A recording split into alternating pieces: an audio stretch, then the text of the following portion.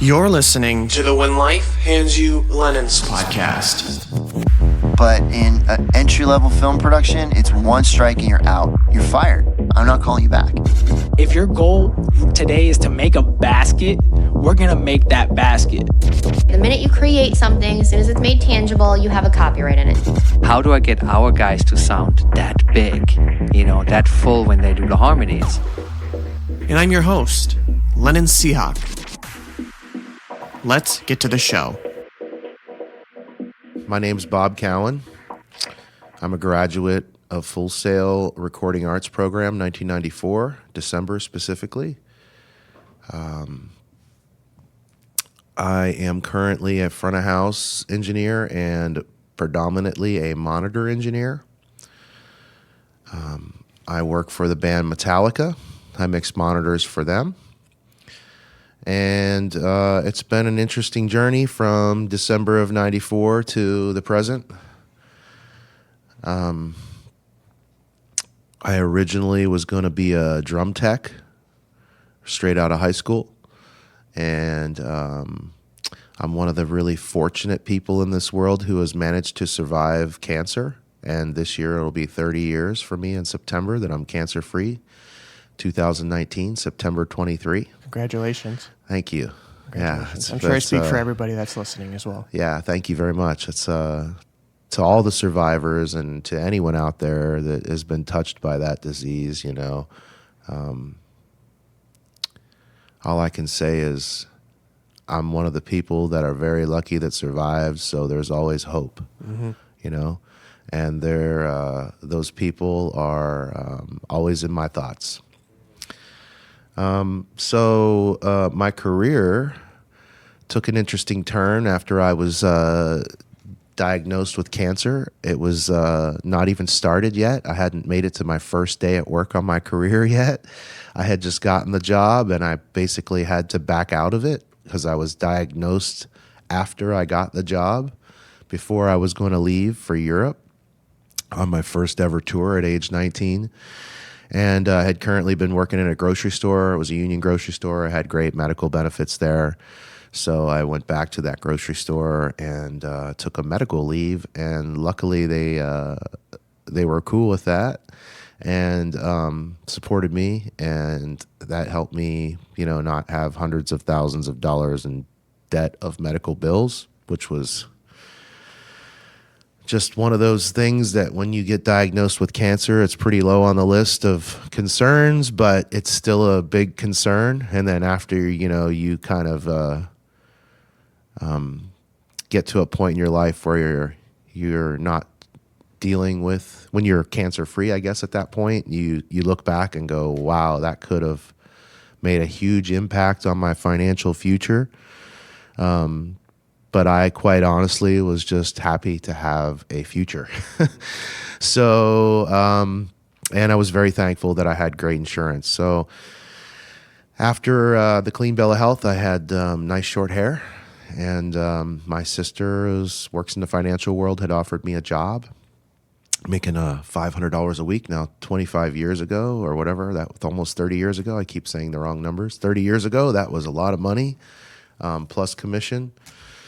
And I did that for a couple of years, and I really discovered one thing, and that was that I could not stand that job. Like, even though I was really good at it, I could not see myself doing that for the next 30 years.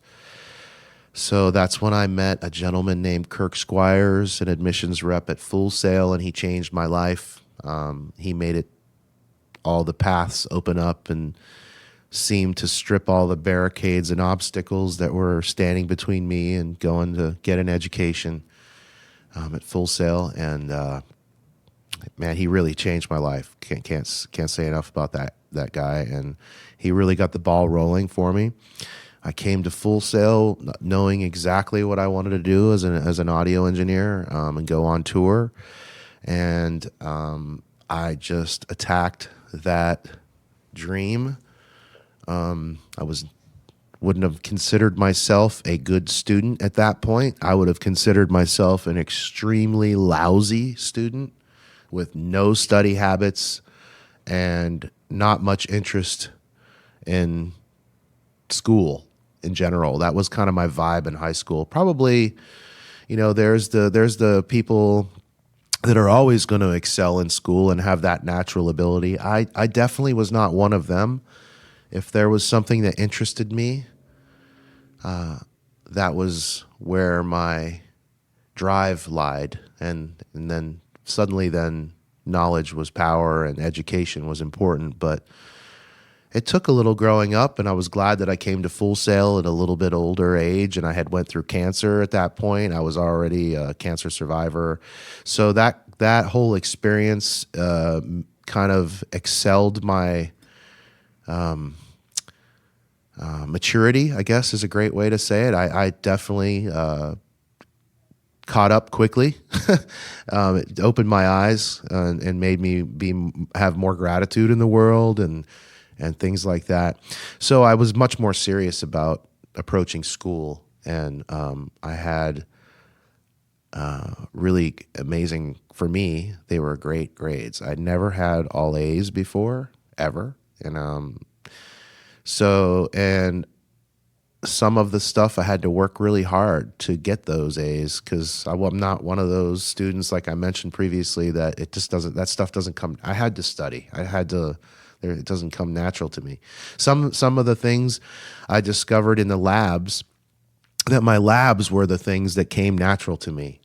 Labs were something I didn't seem to really, I just paid attention to the academic side, and the lab was, to me, easy. That was the easy part, and the part that I also really enjoyed. So I made the connection of enjoying it and it feeling like it was really easy. And I was like, wow, this doesn't feel like work at all, So I really truly enjoyed that, and I embraced it while I was in school. And I was the guy that probably overstayed his welcome quite often in many places, but I tried really hard to fly under the radar so that it was that balance of overstaying your welcome and being a fly on the wall. And so those were some of the things that I did to help me propel myself out of Full Sail into my first job, which was a company called Maryland Sound, where I ended up doing my first tour, which was Michael Bolton. And I ended up doing more tours with them, and then I moved on to another company and moved out west to Colorado Springs and worked for a company called Audio Analysts. And that's where I did like Bruce Springsteen, Enrique Iglesias, Ringo Starr, Sammy Hagar, Shania Twain, and Blues Traveler, and several other bands over the years that I worked there, about 4 or 5 years, before I took one last stab at working for another audio vendor.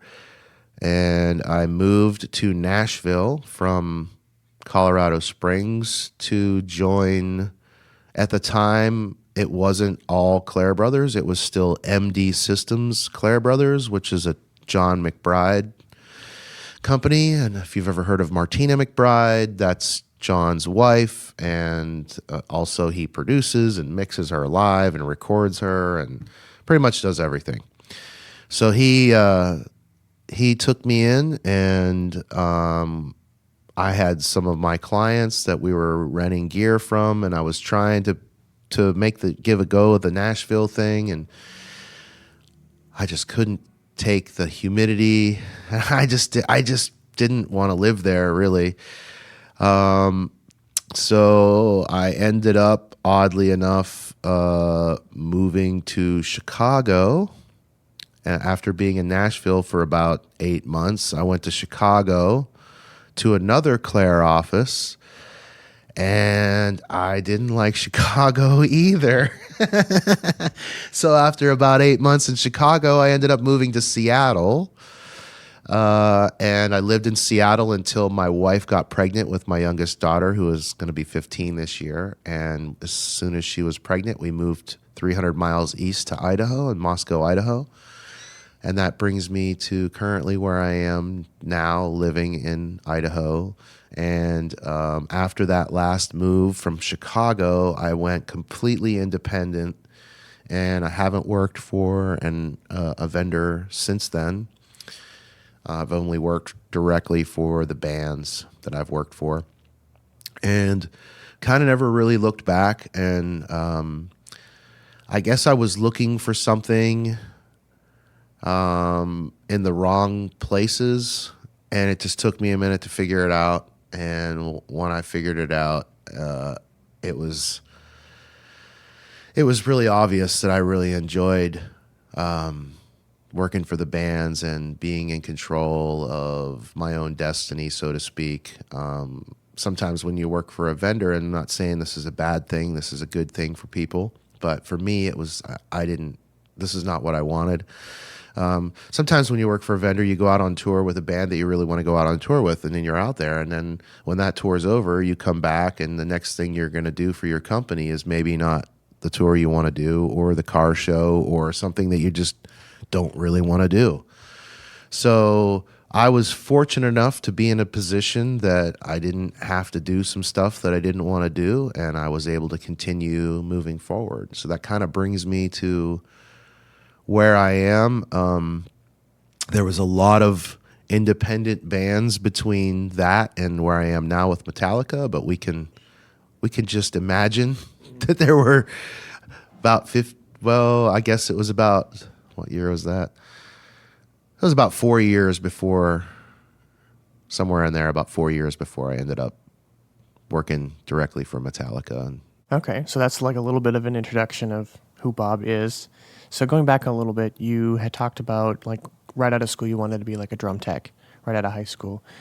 Did you have any other careers that you were thinking about pursuing? Like sometimes people want to be a doctor or going in to be a law enforcement or anything like that. Or did you know exactly what you wanted right out of high school? No, from the time before I even got out of high school. I was 15 years old. I had a best friend whose name is Mickey Huff, and he was an amazing guitar player, and we were teenagers. I was 16, he was 15. I had a car and a driver's license, and he didn't. And all the 20-something guys that had bands all wanted this young guy named Mickey Huff in their band because he was a shredder. I mean, this kid was a shredder. He was amazing. And so I would drive him to the gigs and the band practices and throw his amp in my trunk. And anytime there was a soundboard around, I was on that thing. And I knew right away that that's what I wanted to do. I wanted to be an audio engineer. So even that first tour that we talked about where I went out as a drum tech, I wanted to be an audio engineer. The only way I could get on tour was taking a job as a drum tech. I'm not a drummer. I wasn't a drummer then. I didn't know anything about being a drum tech. I was just going to wing it and hope it worked out. And I was just determined to get on the road. So that was just a way for me. That was my first step, I thought, to get out there, you know. But it never actually happened. So eventually it happened, but just not as a drum tech. And do you think those skills really translated to what you're doing now? Like even you're doing something that you really didn't want to do, but it kind of moved into something that you really want to do? Yeah, absolutely. Definitely. There's stepping stones, you know, through your life and your career that you have to take sometimes to get where you want to be. And you know, at the end of the day, you got to be a little bit more well-rounded. You can't be totally narrow-minded. So the more you learn, including being a drum tech, the more it's going to help you as an audio person in general. But I feel like I could be probably one of the below-average drum techs right now. I feel like I could pull it off. I could probably tune drums like, you know, a little bit and probably get away with it because at least after hearing drums for 25 years, I know what they're supposed to sound like. I know what a drummer hits like. But by no stretch of the imagination, those guys are special. They have a skill set that takes a long time to acquire and hone, and a knowledge base about those drums that I would never compare to myself to something like that. But if I was at a gig and the drum tech went down and they needed someone to jump in, I think I could probably pull it off, but certainly wouldn't be a pro like, you know, like someone that does it for a living. That knowledge and information is definitely going to help you, like when you're thrown into a situation like that and you're not going to really know what to do, but you know what to do Yeah. at the same time. Like, you can be thrown in that situation and nobody in the audience is going to know. Like, somebody who, like me, who doesn't play drums, who has a musical ear, but like my mom or my brother, they're not going to know if the drum is tuned right. They're not going to know. So, like, if you're thrown into those situations, I'm sure those, like, it's good to know, have that base knowledge at least. Yeah, absolutely. Because it sounds simple, but it's really not as simple as it sounds. There's so many variables, and that's why they always say, start at the source when you're an audio guy. The source, there's so many things that the source. If you have a great source, it makes your life so much easier. So. And yesterday you told there was a question that was asked at your panel where they had asked, like, what was a situation that you weren't really prepared for, but you were thrown into it anyways. And you talked about, like, climbing. Yes. And you kind of realized. Can you share that story? I thought that was really interesting. Yeah, that was a, I won't swear, I'll just say that was an oh crap moment that I was like, okay, what have I got myself into? I was really eager and hungry and desperate to work some shows. And one of these particular shows while I was in school that I was working on was a 1994 Division Bell tour by Pink Floyd, which was a big stadium show. And Buford Jones was mixing in front of house, and it was a guy I looked up to. And I wanted to be a part of that production in some way. So I managed to go and get on a call at one of the stadiums in Florida. I think it was the Orange Bowl or somewhere. And I worked the show, and I was blown away, and I was hooked. And I wanted to go work another one because there was one in Miami. So I got down to Miami in my pickup truck because, when you're going to school, you don't have a whole lot of money. So all I had was a pickup truck. It was a standard shift. It was good on gas, so I had that going for me. And it had a bed in the back, so I could, I had my own, I could sleep back there if I had to. And I did. So I drove down to Miami, and I was on the list, but I realized once I got there that I was on a list that was an overflow list. Like, if they needed extra people, there's people over here. We're just going to have you chilling. Maybe we'll put you on the call. Maybe we won't. We'll see how it goes, based on what the production needs. So load-in had started, and I would been standing there and pacing impatiently for probably a couple of hours, and I was really antsy because I felt like I was missing it. And someone came over to the group of us that was standing there and said, "Hey, I need a climber." And I immediately raised my hand and said, "Yeah, I'm a climber." And I had very little experience at rock climbing and rappelling at that point, so I didn't quite know what a climber did, but I just wanted to get in there. So the guy said, "Okay, well, I need you in an hour. Be ready."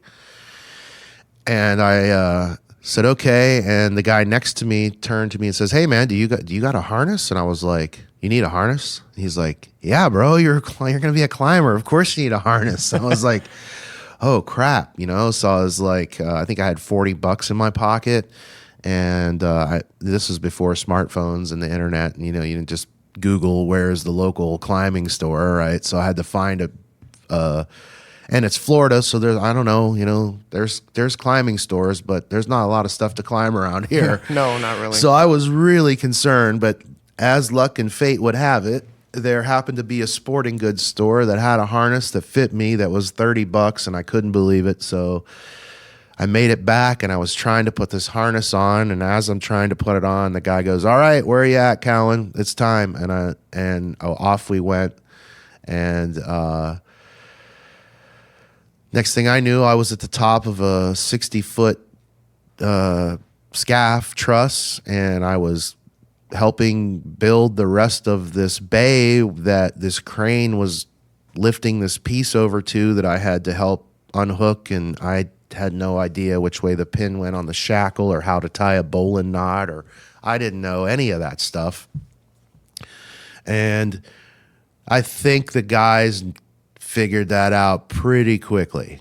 And they were patient with me, and they just kind of like dealt with the situation. Thank God they didn't make me get down and make me go away and take me off the call. So they let me do it. But I'll tell you, after I did that and was scared, and I was a climber at that point, and I rock climbing and stuff, but there was nobody below me when we were doing, I didn't have to worry about hurting someone else rock climbing. There was a lot of things that were different about that.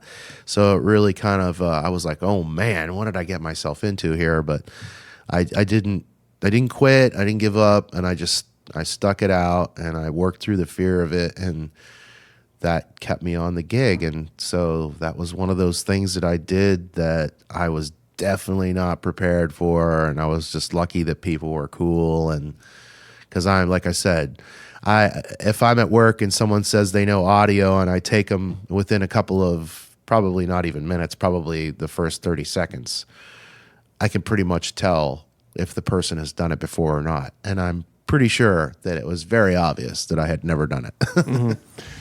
So, and you didn't want to waste your $40 you had just spent either. Yeah, $30. I had $10 left in my pocket, and I was actually concerned that I had enough money for gas to get home from Miami to Winter Park. So, yeah, you didn't want to waste that $30. Put it to good use. Yeah, because, in those days, sometimes at the end of the gig, they would give you an envelope that had a check in it, and other times they would have you come by the office and pick it up. I didn't have direct deposit then or anything, that you could go, all right, I can turn this check into cash. It was a process back then, that took a few days, and a few days to a college student trying to get their paycheck cash could be the meaning of, could mean what you're going to eat for a couple of days or you're not going to eat for a couple of days, depending on like your situation. So yeah, that was, those were things and risks that you take as a young person trying to, make your way, that someone like myself now, I look back and I probably wouldn't be so eager to take those risks now. Mm-hmm. But it's a whole different situation now. But yeah. Yeah, and I think that everybody, does that, especially when they're just starting out. They're right out of school, or regardless, before they go to school, they're trying to get in and do stuff. They're volunteering for everything. Yeah. They're trying to get their foot in the door and meet that right person, and then they realize they put themselves in sticky situations, and they may look kind of dumb. Yeah. Thankfully you had a support system. Like, they were very patient with you. They were kind. Yeah. But sometimes people aren't so lucky. They're like, you don't know what you're doing. Get down. We don't have time for this. Exactly. It's like, move on. Yeah. Next. And you've got to go. That is very, very true.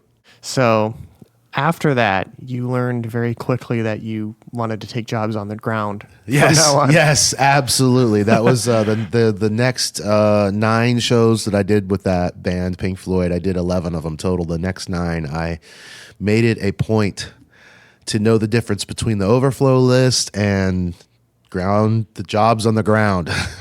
Absolutely. So when you're on the ground, I'm sure you were continuing to hone in. You kind of knew that I don't want to be up in the air. Yeah. I want to be on the ground. So now what can I do on the ground that can further benefit my career? Yes.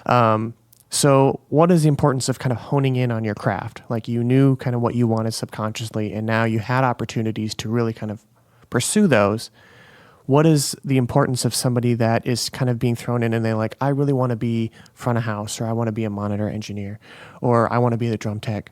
How important is it for you to kind of hone in on those and network with those people to further your professional endeavors? Well, for me personally, and I guess you could say like my personality type, I guess 'cause everybody's a little different. But for me personally, I think it was extremely important for me to know what my focus was. If I wasn't focused on exactly something specific, like a goal of something specific, I would have had a much harder time having the drive, I suppose. Because when you have a goal and you have something, you have a vision that you're going for, and you're just determined that this is what I'm going to do, then even if you don't know the path, how to get there, you at least know where you're going, right? So I think that for me, that was a huge advantage. Now, for some people, that might be a blessing. Like, they may discover, since they don't know exactly what they want, they may somewhere along the line discover something different than what they thought. Whereas for me, that never happened. I was like, yeah, that's really cool, but this is what I'm doing. Wow, that is really cool. Like, holy cow, that Called shiny object syndrome. whatever. Yeah, there was a lot of, hey, there was a lot of those moments, but those moments never were strong enough to change my course. My course was steady, and I knew exactly where I was headed as far as what I wanted. I had no idea where I was going, but I knew exactly where I wanted to end up. At least I thought I did. So, and luckily, I pretty much went the same.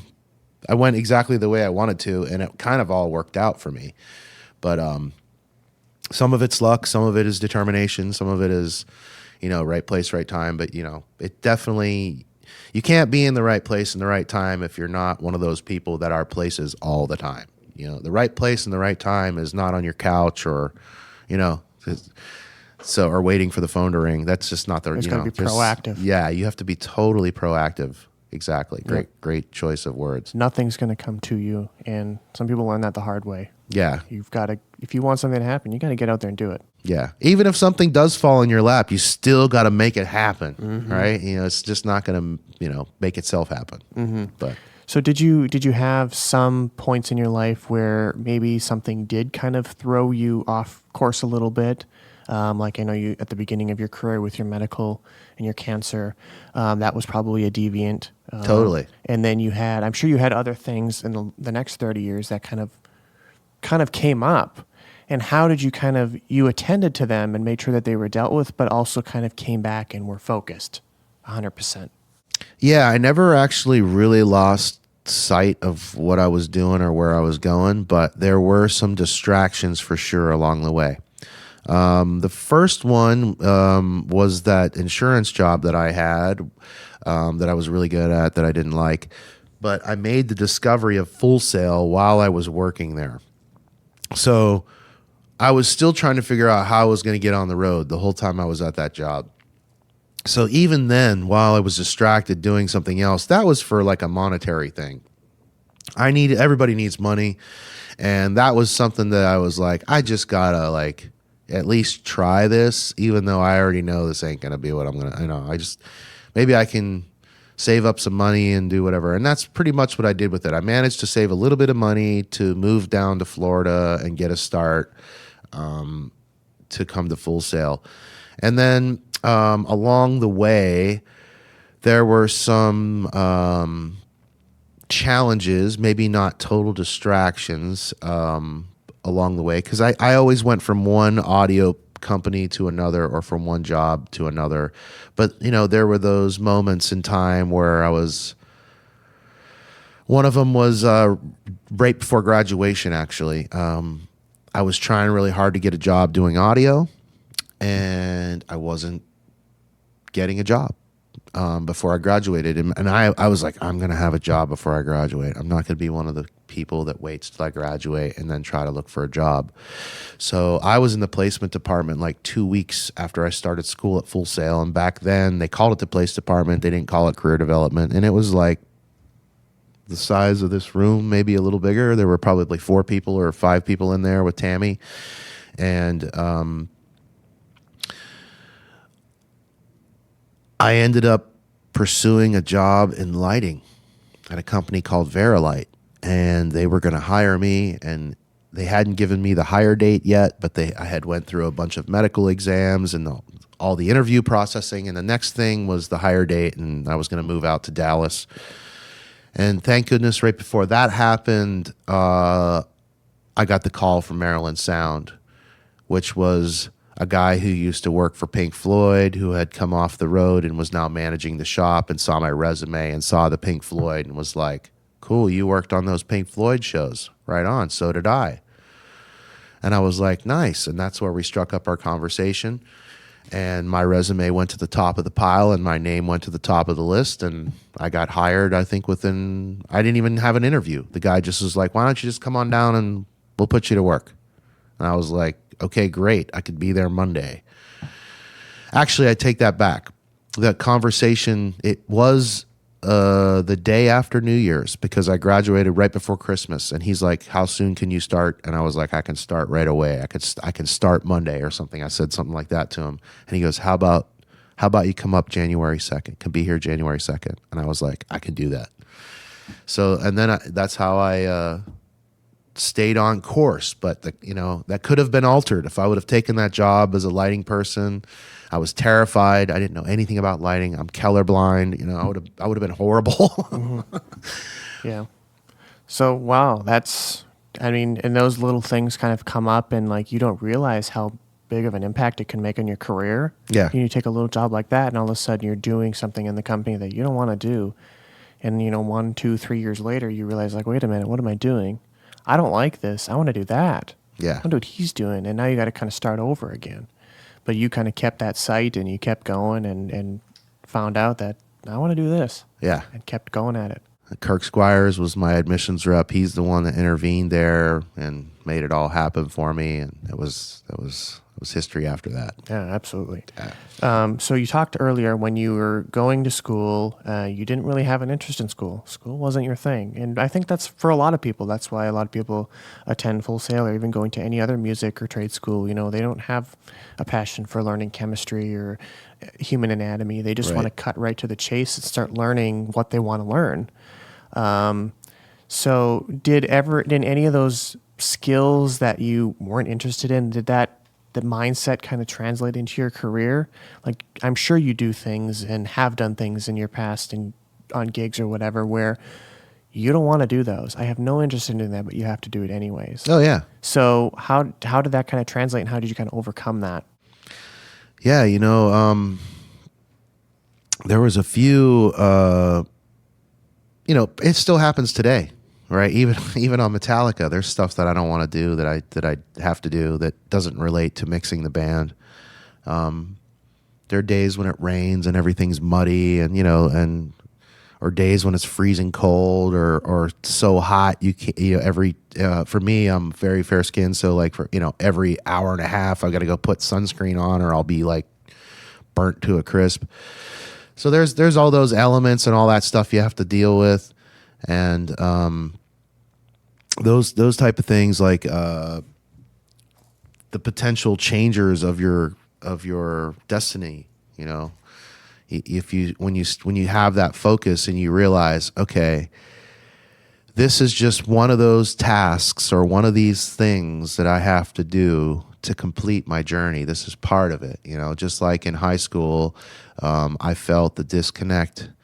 I was 6 foot in the sixth grade. I'll try not to go off on too much of a tangent, but this will explain why in high school I wasn't a great student. I thought that sports was going to be something for me that I could connect with people and I would have that backing from a sports side of things. Studying with your team, keeping your grades up and having those similar interests, being on a team. But I always had long hair, and being 6 foot in the sixth grade, of course, all the coaches notice you. They're like, I want this guy on my basketball team. I want this guy on my football team, right? So of course I went and I played baseball, basketball, football, and I was probably the best at football. I was absolutely horrible at basketball. I could rebound, but that was it. So without going on too long about this, the coaches in seventh grade were like, specifically, the most disappointing thing was as the football coach, I started offense and defense, was like, you got to cut your hair. I was like, what? He's like, yeah, you got to cut your hair. I was like, no, actually, I don't have to cut my hair. He's like, what? What are you? Yeah, you're going to cut your hair. I'm like, actually, here's all your stuff. I'm not cutting my hair. And at that time, I was a big BMXer and I raced motocross. And so I was like, you know what? I'm just going to race motocross and BMX and enjoy going to concerts and listening to music. So I felt kind of that disconnect in school. I didn't have that camaraderie there now. So for me, immediately, anything associated with that school, it was a downer, including that gave me the perfect reason to justify why I wasn't going to study and do my homework. It was like the perfect out for all that. So I did just enough to get by, and luckily I'm an intelligent enough person that I didn't have to study and I didn't have to do homework. I could still take the test and get a good enough grade to get through it and not flunk and have to take the grade over again. But I didn't put any effort into it. Unless, there was this one class in 12th grade. It was a history class, and I was very interested in history, but I didn't want anybody to know about it because I didn't want to show anyone that I was digging this class, including the teacher at the time. But I really liked it, and I was getting good grades in that class. It was the only class, actually. Even in PE, I didn't get good grades because I wouldn't wear the right stuff. I wore an Iron Maiden shirt and camouflage shorts every day. So I automatically got a D in physical ed because I wouldn't wear a white T-shirt and blue shorts. So this history class was everything I did, I tied music into it. We were learning about Egypt, so I brought in the Power Slave record from Iron Maiden, and that was, I did all my reports on everything I did on my reports on tied into music somehow. So and the teacher was cool and gave me good grades, and I think he figured it out that I actually liked the stuff, so he was being nice to me. But other than that, there wasn't much else I was interested in. So without dragging on too long about that, that's where whenever I finally got into something that I was interested in, like the studying part of it didn't feel like studying anymore. It didn't feel like a burden. It didn't feel like, oh, I got to do this, or, oh, that's due tomorrow. I was like, oh, cool, I get to check this out. It was a completely different mindset. So the grades just were a byproduct of the fact that I was really interested in, really engaged, and couldn't wait to do the next thing. Mm-hmm. Absolutely. So I want to go back just a little bit, talking about you weren't interested in the grades, and then you went on and you worked for these companies, and now you're completely independent. You don't work for anybody. You just work for Metallica and the bands that you want to work for. So what are some of the things that you notice in yourself, maybe work ethic wise, that you have now being independent than what you did when you were working for somebody and you had to be somewhere at some place, or you had a specific schedule, or you had to report to somebody, or all that stuff? Sure. There was a whole new element of stress that was introduced when you become independent, because when you're working for a company, if you're on tour, you're getting a paycheck. If you walk into the shop and there's no tour and you're working in the shop or doing local shows, you're getting a paycheck. When you're independent, when that tour is over, before that tour is even over, you're looking for the next tour. And that can be stressful because you never know how much work you're going to have. And when you're on a tour as an independent and you're young and you don't have any money saved, or at least I didn't, which I would encourage everyone to save money even when you're young, because that can really help you out and give you options that if you don't have money, you obviously you don't have to explain that to anyone. So for me, it was super stressful because you were always worrying about your next gig and and even when you had a gig, you were worried because if I was working for audio analysts, let's just say, and I was out on tour with someone and the singer fell and broke his leg, or somebody overdosed, or whatever the reason is that the tour gets canceled and everyone goes home, and it's an unexpected thing. So you're not trying to look for a new job because you've got 6 months worth of work, and in the first month this tour ends up getting canceled. Now you're back at home going, oh crap, I don't have a job anymore. What am I going to do? And if this happens at the beginning of the summer, right, and most of that stuff is all staffed, you can get pretty stressed out because you don't think you're going to get a job, or you worry that you're not going to be able to get another job. So if you're on tour with a band and you work for a company, like when I was working for Audio Analyst and a tour cancels, you get sent home. You either go into the shop and start working, or they fly you directly to another tour. They're the ones that is doing the work of looking for the tour and getting the tour and then staffing it. So that part of it is the part that's really stressful. And also becoming an independent, it's a really a big challenge, because at that point, when you first become independent, hopefully you've made some friends with production managers and you've made a good impression on those people, and maybe management companies who manage bands, or managers and or stage managers. And those folks are going to be the people that call you, go, hey, got this project, this tour I'm doing. I need a monitor guy. Are you available for these dates? That's when that stuff starts happening. So it's all about building those relationships, and that's what I did the entire time I was working for those vendors. I was planning my exit strategy, and I was figuring out, like, I want to have a group of people, resources that I can call upon when I'm looking for work. And that's hard to do when you're first getting in the business, because you're trying to make a name for yourself, and you're, oh, well, you don't have any experience, so I can't give you this job. But how do you get experience if no one will give you the job to get experience? So it's like that old catch-22 thing. So yeah, that's the difference for me. And but once I did that, I never looked back, and I just made it a commitment to myself that's how I was going to roll from now forward. I was going to work for the bands, because even when I worked for the audio companies, I really worked for the band. Like, I did what was right for the audio company, but I did what was best for the band. If that meant cutting a cable that was owned by the audio company that was going to end up ultimately costing the audio company money, I was willing to do that for the band. I didn't stop myself.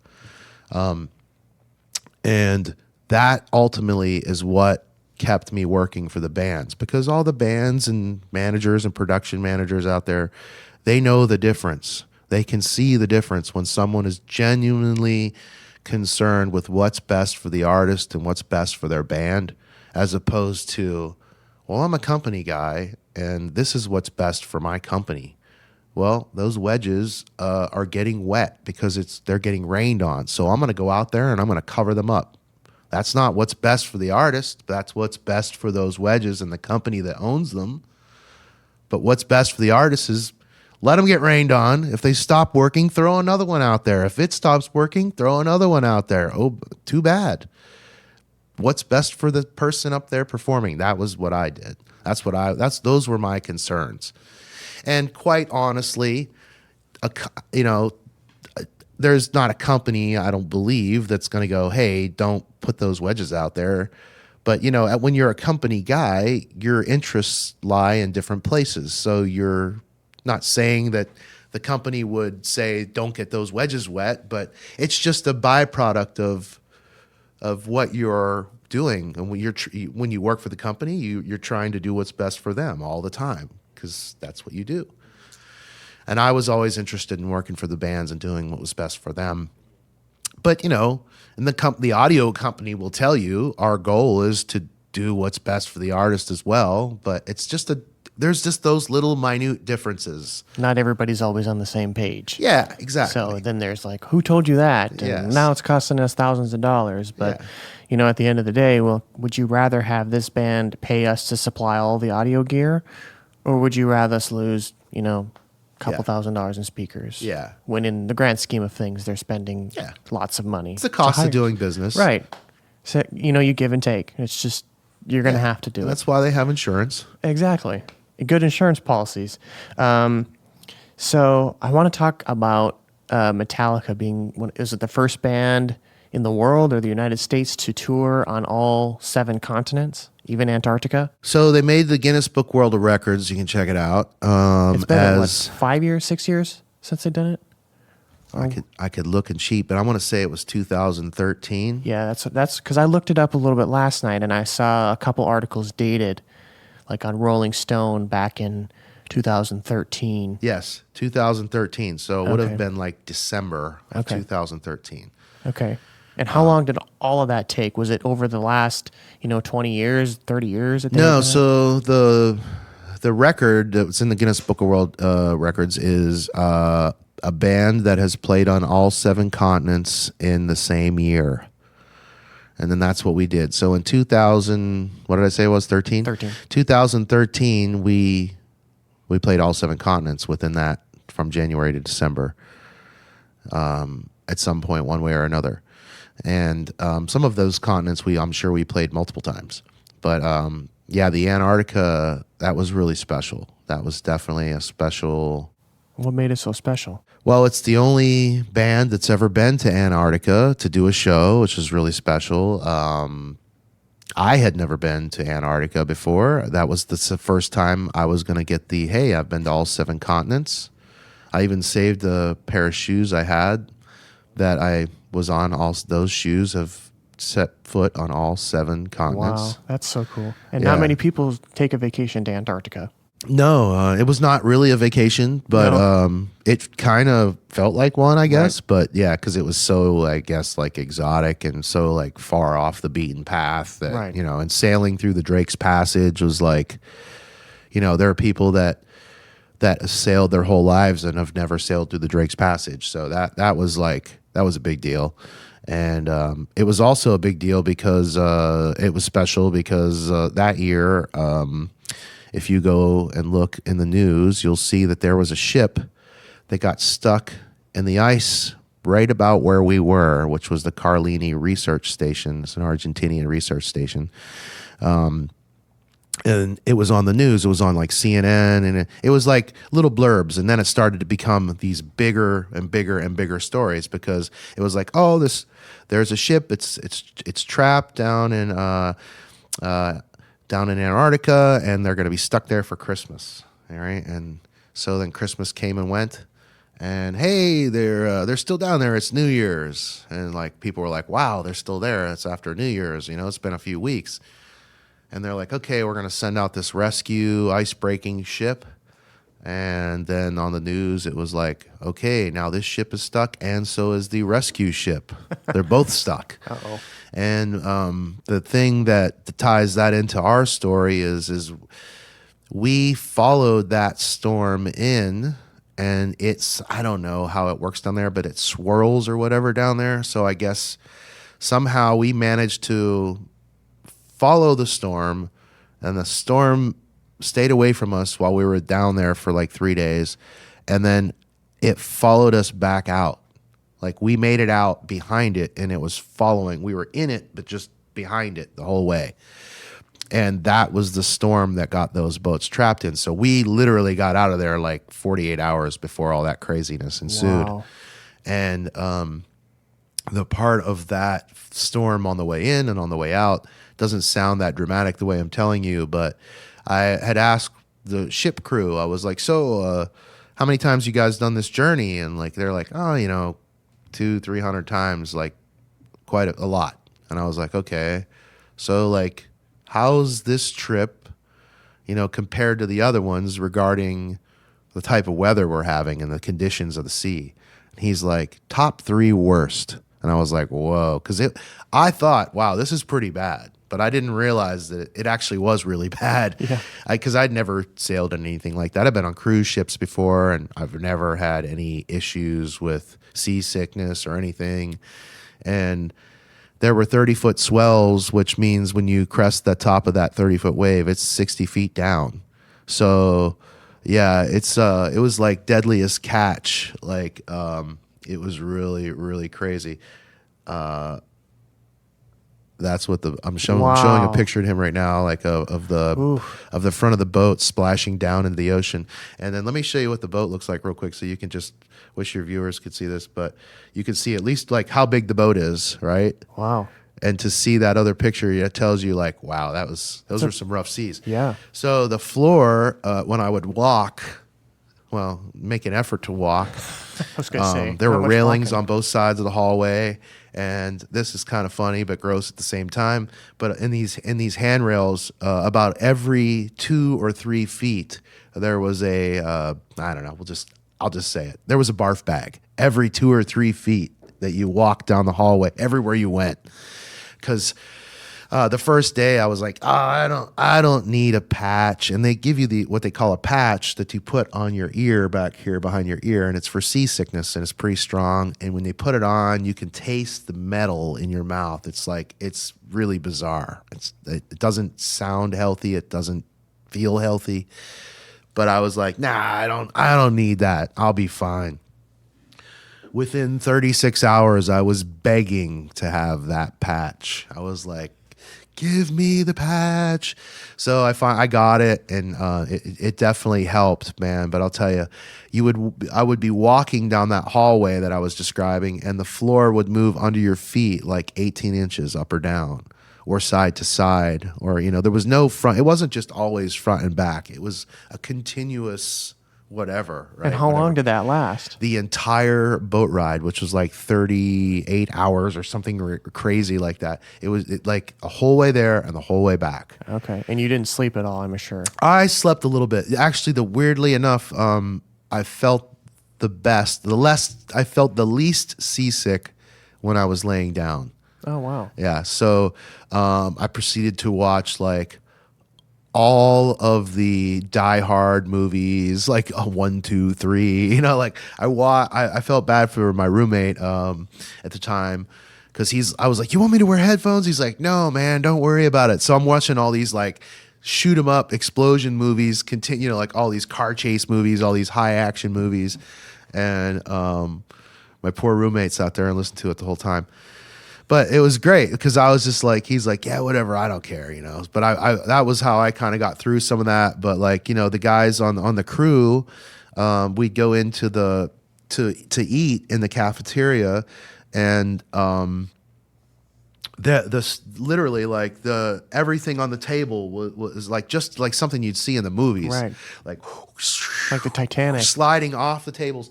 And as the waiter would walk by, he would catch the salt and pepper shakers and then just put them back up on the table like it was nothing and keep walking by with his tray. Wow. And I could barely stand up, and, it was like worse than any funhouse, like sponge floor I'd ever stepped on. It was like the craziest thing.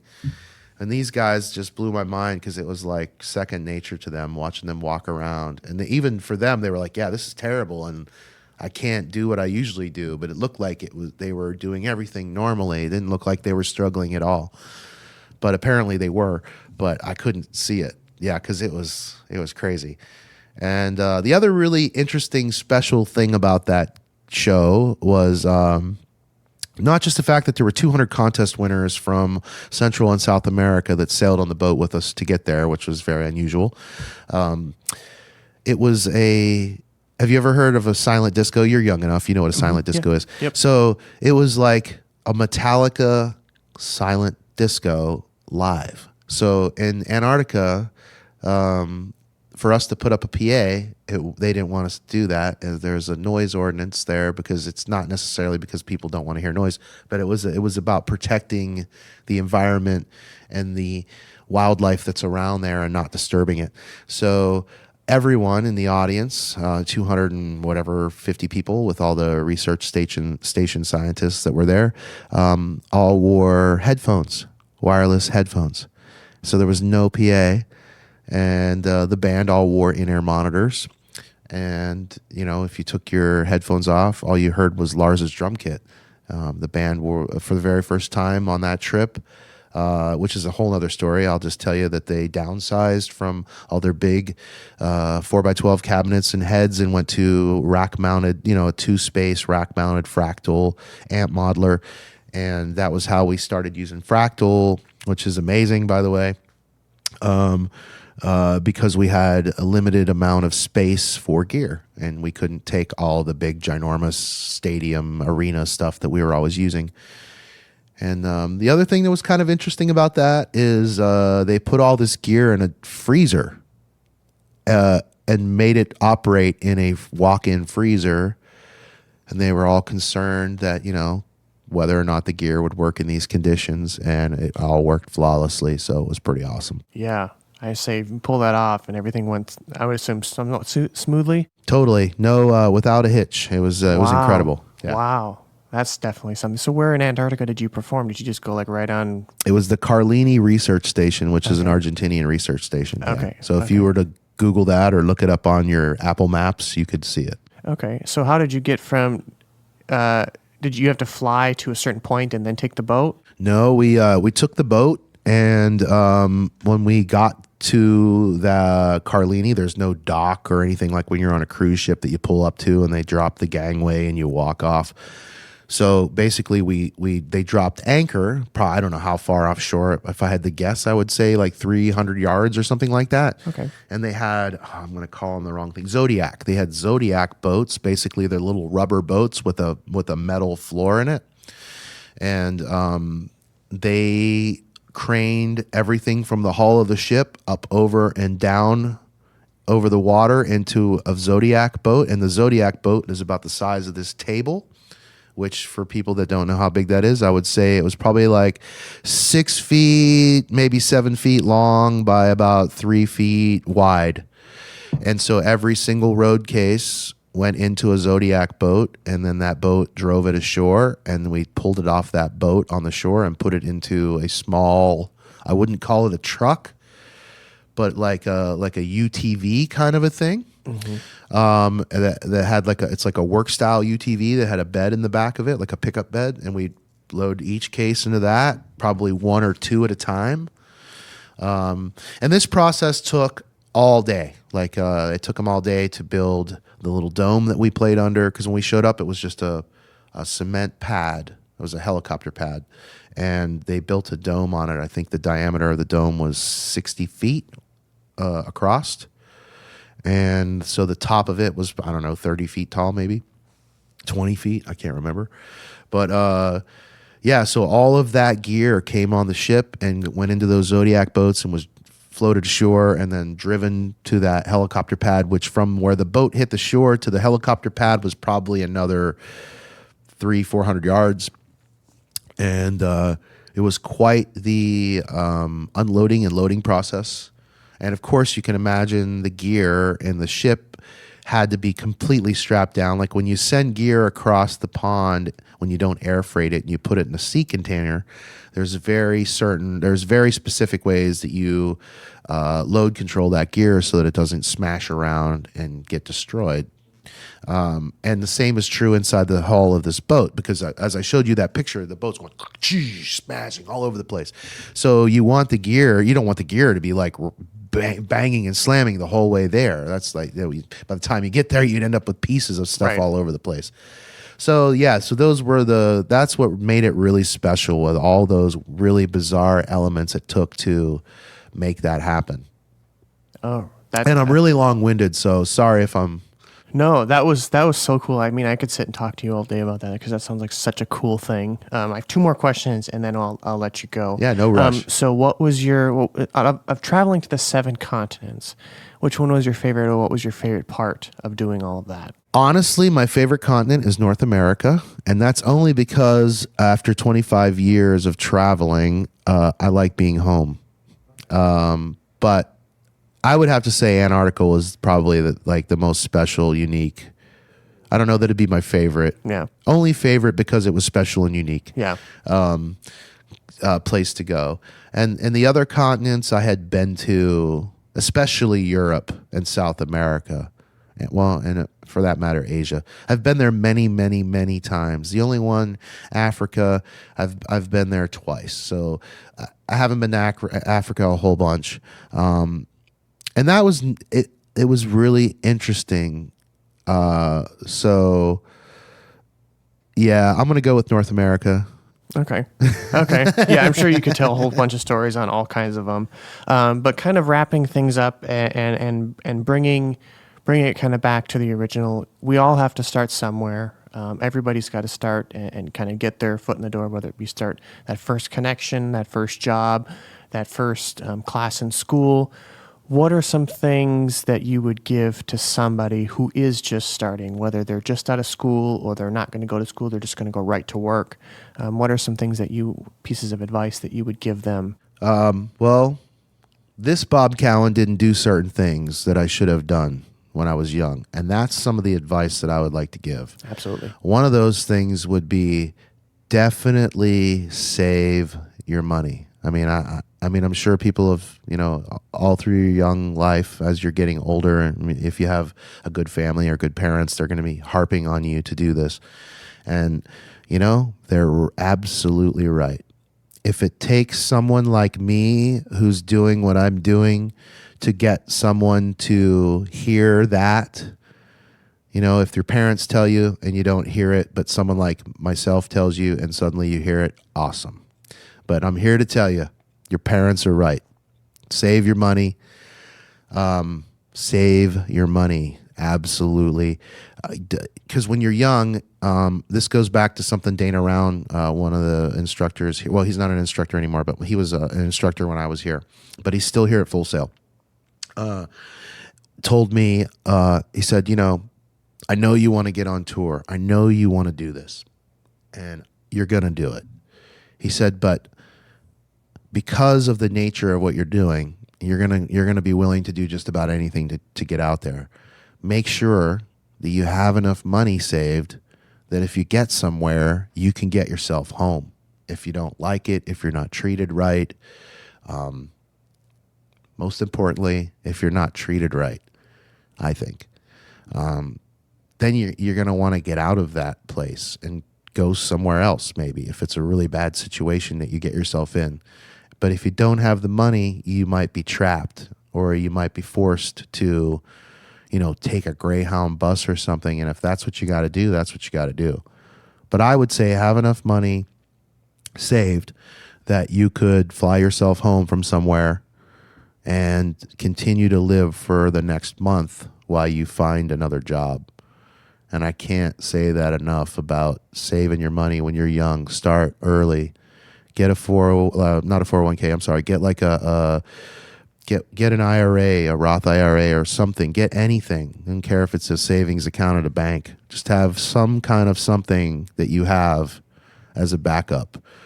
Or really rich parents that will give you money anytime you want. And so, most of us don't have that option. It's not a real thing. So I would say that is probably the single most important thing. And the other thing I would say that's extremely important is just be kind to everyone you meet. Be a good human. Be a nice person. Be kind. Have a good attitude. Treat people with respect. Goes a long way. I second. There's not enough of that in this world. No. There's not enough love. There's not enough caring and just being kind to people. Mm-hmm. It's really important. Mm-hmm.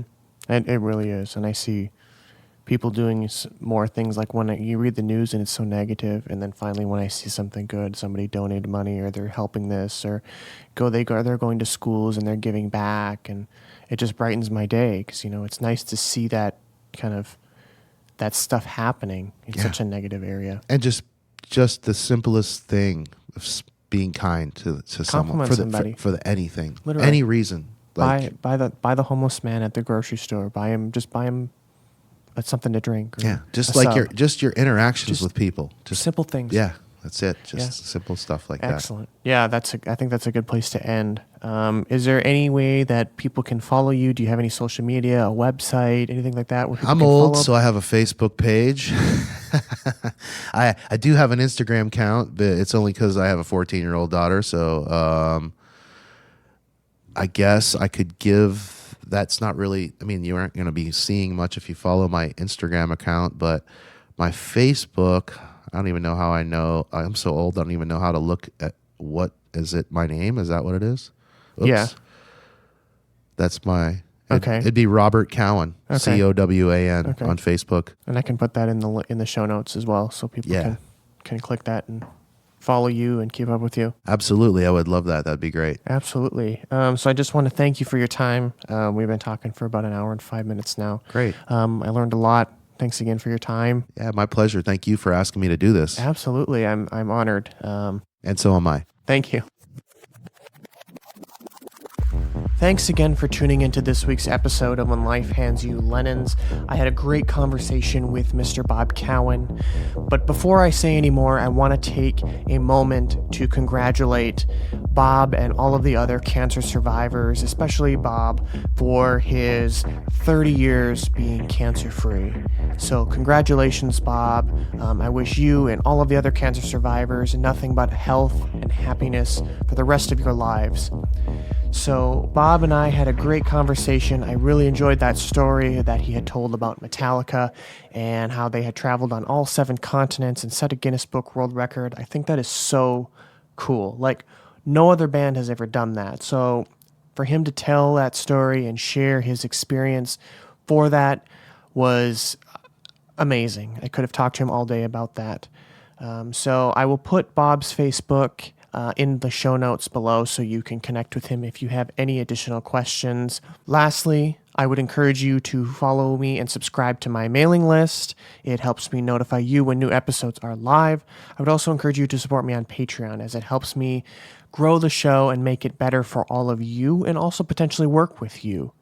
I would also appreciate a 5-star rating and review in Apple Podcasts if that's where you choose to listen to your podcast, or wherever else you listen to podcasts. If it's Google Podcasts, I don't believe Spotify allows for ratings and reviews, but any subscription, following, whatever helps me greatly.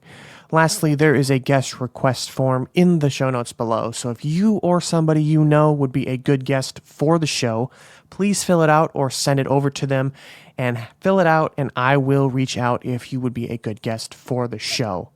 So thanks again for tuning in. I had a great conversation with Mr. Cowan, and I look forward to speaking with you next week on When Life Hands You Lemons.